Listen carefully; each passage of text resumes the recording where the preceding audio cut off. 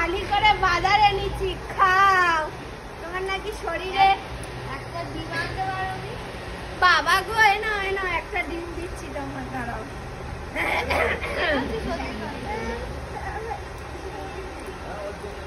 এনো একটা ডিমের টাকা। ডিমের দাম 5 টাকা না, এখন 8 টাকা বাবা। 8 টাকা হোক, তোমার শরীর নাকি নয়, এত খাচ্ছে খাচ্ছে যাচ্ছে কোথায়?